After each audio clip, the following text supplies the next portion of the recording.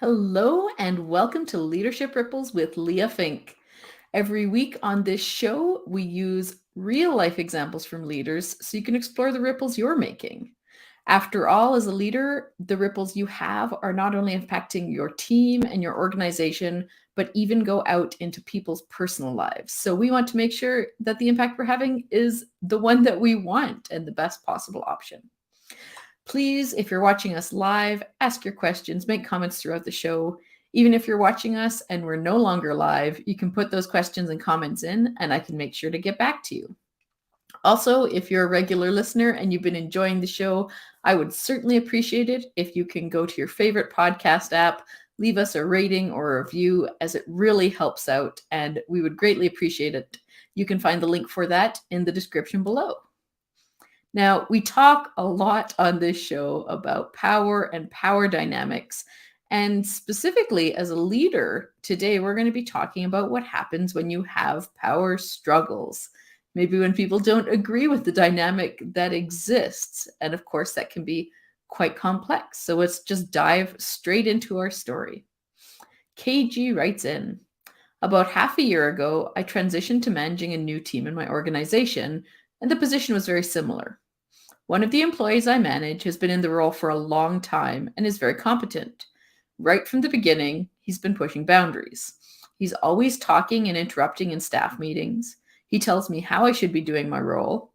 He does tasks on his own terms and timelines, and he's not shy about giving me feedback.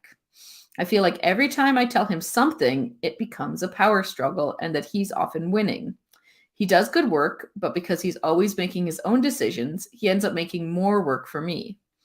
I never wanted to be a dictator, but things are getting to the point where I wish I could just yell at him and get him to do what I want. Are there other ways I could get him to respect me as a leader? So thank you for sharing your story, KG. You're certainly not the only leader who has dealt with trying to manage this complex struggle or shift in power dynamics that happens.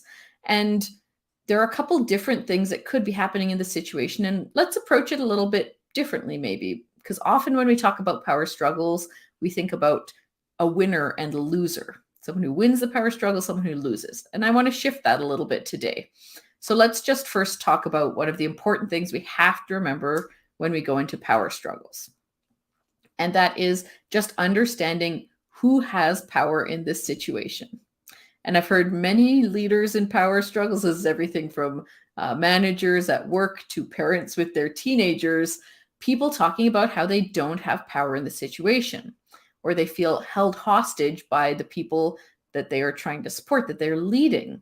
Now, of course, this is complicated by a bunch of things. Maybe the people that you lead have different societal status pieces to it, that maybe you're female and they're male, maybe you're indigenous and they're white. There, of course, can be factors like this that can play in.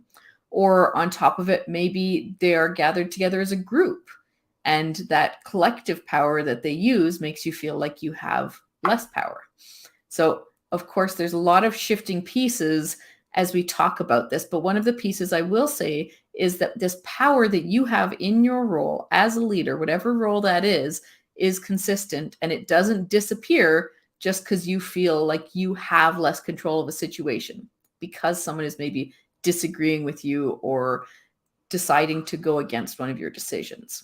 The power that you still have inherent in your role is maybe the power to hire people, to fire people, to help them get a promotion or stop them from a promotion. That power still exists. And so their experience of you being a leader and having that power still exists. So as we talk through today, if you are in this point of feeling powerless and like you don't have control of a situation, remember that they might actually be feeling some of the same. And we really need to still make sure that we are being ethical and accountable and effective with our power as we talk about this. So now that we have this basic understanding, let's start by reflecting on our own experiences with people when we were not in leadership positions, when people were leading us, because this is always a starting point we want to think of. How were we led? And so this could be parents, teachers, previous managers that you've had. How did they lead you? And what did you do specifically in those situations to get your needs met? And so these could be things that maybe made you feel safer or more in control or more appreciated. Whatever feeling you were searching for in those times, that was what you were needing in that moment as someone who was being led. And maybe this rolled out in a couple of different ways. Maybe you saw the benefit to you of agreeing with what that person who was a leader was doing. You saw that was very good, so you're trying to be amenable and go along with what they said. Maybe you felt more comfortable if you tried to control some part of the situation, and so you worked to, really get some sort of control or that sense of power of your own. There was a strategy that you used and you probably still see as the most valuable one. So first, you can think about that. Now, I want to first also say there should be no shame around this, right? You came up with this strategy when you had less power, maybe in a more vulnerable space. And so we really want to respect that that strategy at some point in time worked for you, or you saw it as working the best for you. Now, what we want to reflect on, though, is, are those strategies still serving us, right? Maybe in some situations they are, maybe in some situations they aren't. And the first thing we need to do, of course, is just be aware of what that strategy was and how it played into our previous life and how it's playing in right now. So we want to see, is it still effective for us or is it less effective?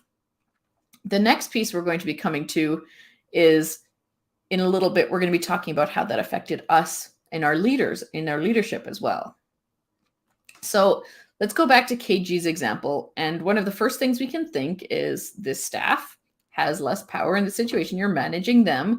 And so they have their strategies that they've already come up with that they think will help them when they are being led by someone.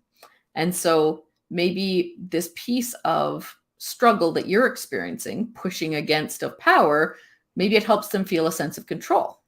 Or maybe they want to prove something, or maybe they find it entertaining to have that kind of pushback or disagreement in your relationship with a leader. Who knows? We don't know exactly what it is because we don't know them, but we do know that they had a reason for it. And that reason is important to them. So we want to keep that in the back of their mind. They're not doing this to be horrible people. They have a reason that is very legitimate to them.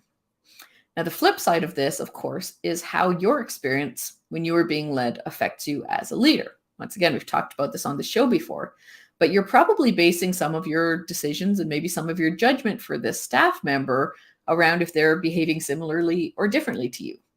So KG, maybe you're the kind of person who decided to go along with leadership, that maybe you agreed with them or didn't agree with them, but you still decide to go along with what they were saying.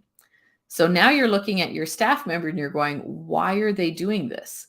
This isn't a smart way to do things. Or maybe even you're a little bit upset, like, I went along with things that I didn't agree with because that's how the world works and that's how we're supposed to do things. How can you not do that, right?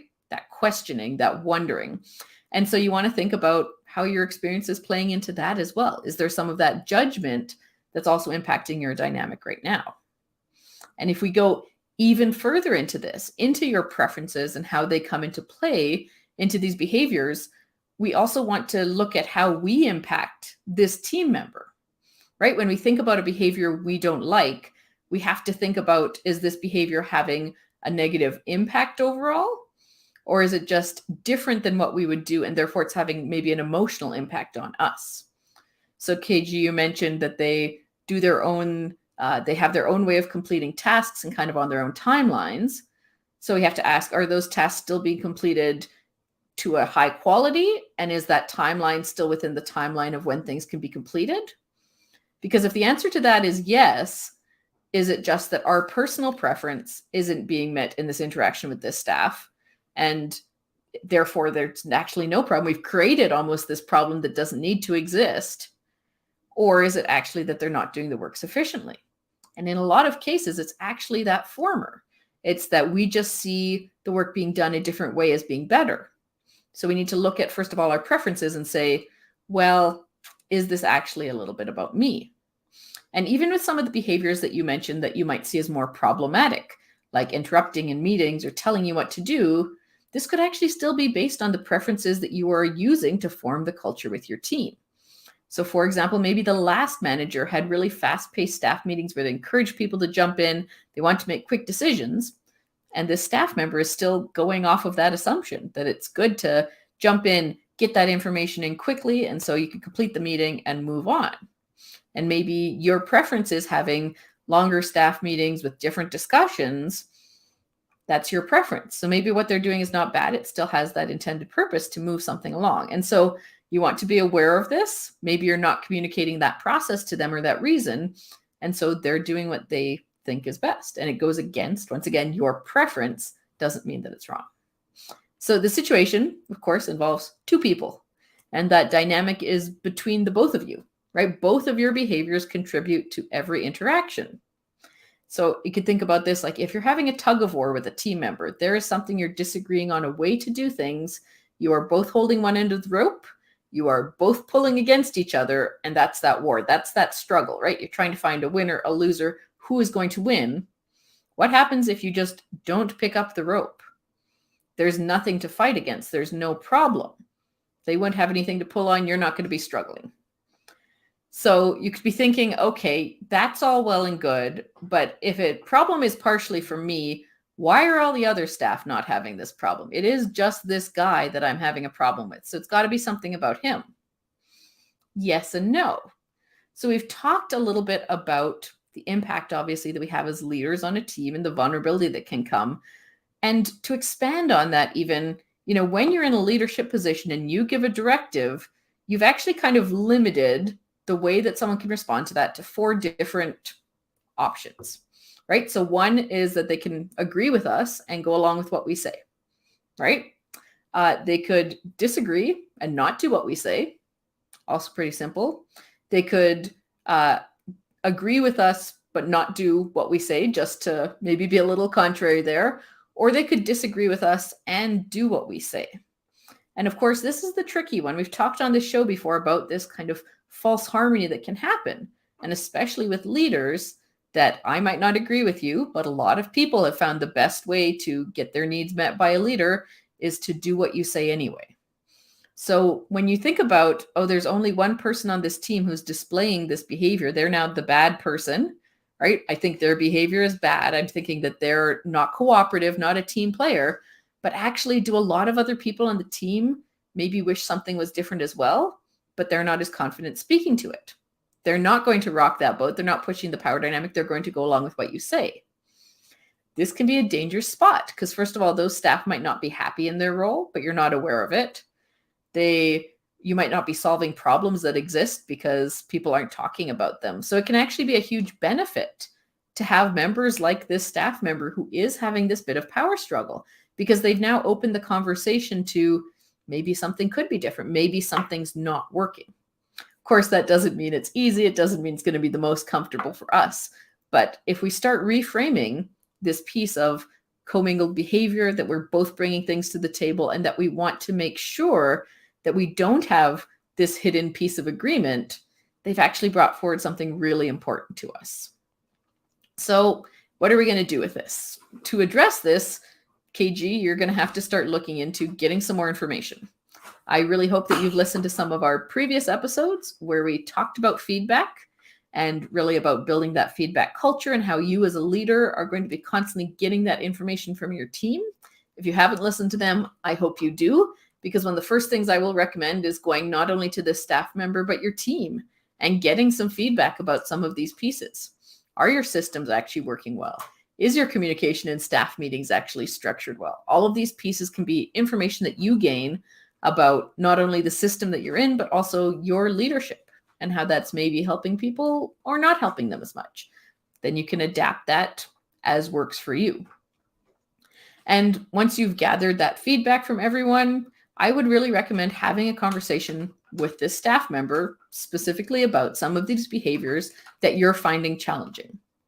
And what a lot of people do when they do this, and I very much encourage you not to, is they start by talking about their boundaries and how this staff member is not meeting their boundaries. And so we just reinforce this behavior that we want. We say, you shouldn't interrupt, you shouldn't do this, don't tell me what to do in my role, that's my boundary.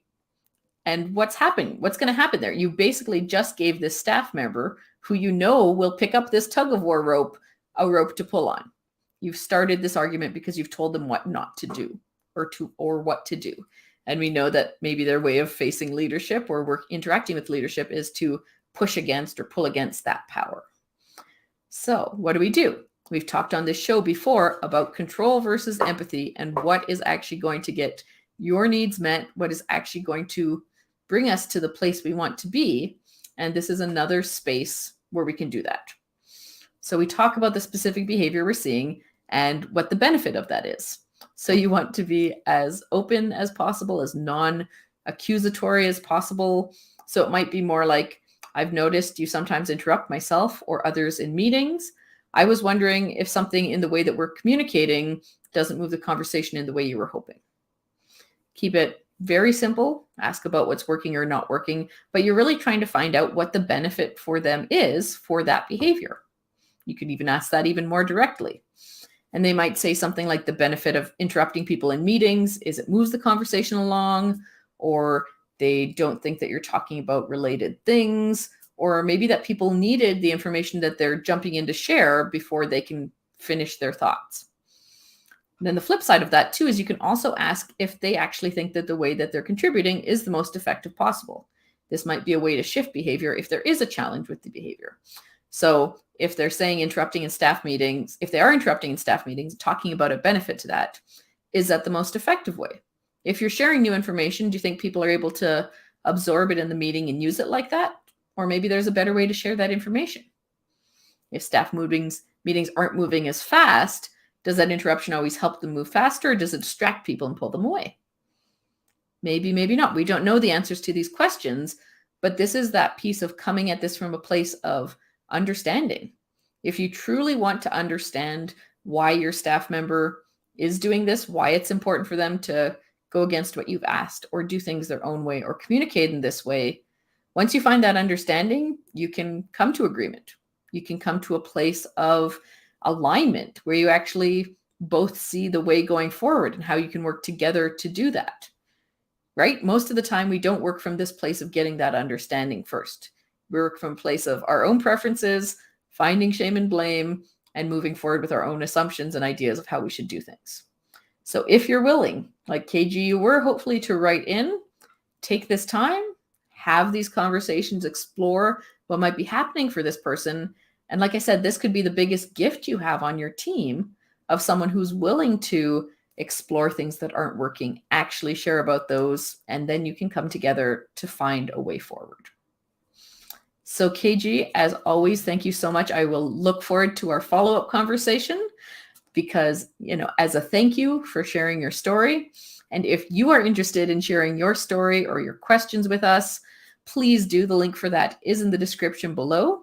If you do that, I will be following up with a complimentary session to make sure we answer your questions fully and to say thank you, because it really makes this show to have these great stories that we can all learn from. If you prefer listening in podcast form to this show, that comes out on Friday mornings. You can also find the link for that in the description. And I want to thank you so much for joining today, for listening, for learning, because we are all working to find that connection. And when we do, we can create way better cultures, have a way better ripple impact on the people we work with. Thank you, and I hope you